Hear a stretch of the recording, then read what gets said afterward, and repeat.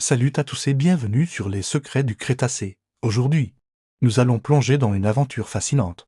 À la frontière entre science et légende, imaginez-vous dans la peau d'un ancien grec ou d'un sage chinois, découvrant pour la première fois d'immenses ossements sortant de terre. Comment expliquer ces vestiges gigantesques? C'est là que commence notre histoire. Une histoire où les dinosaures et les créatures mythologiques se confondent dans l'imaginaire des civilisations anciennes, depuis des millénaires.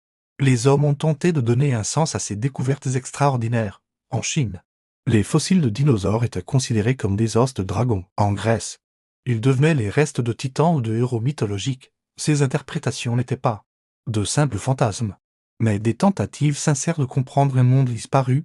Prenons l'exemple fascinant du griffon. Cette créature légendaire, mi-aigle mi-lion, pourrait trouver son origine dans la découverte de fossiles de protocératopes dans le désert de Gobi. Les nomades qui trouvaient ces crânes avec leur bec caractéristique et leur collerette osseuse pouvaient facilement y voir la tête d'une créature fantastique. Et que dire des cyclopes?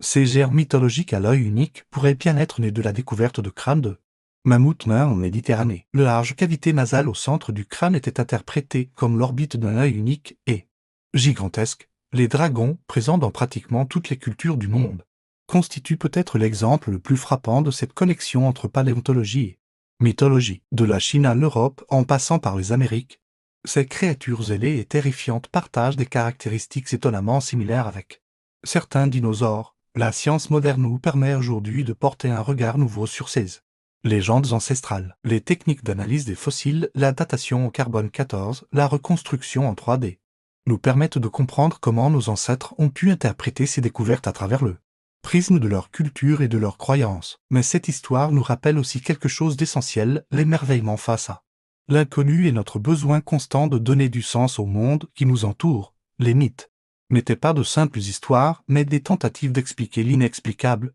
de comprendre l'incompréhensible.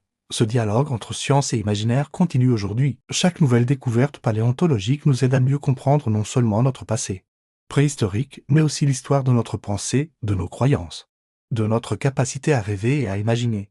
Cette exploration nous montre que la frontière entre réalité et mythe est parfois plus fine qu'on ne le pense. Les légendes d'hier cachaient peut-être des vérités que la science d'aujourd'hui nous aide à déchiffrer.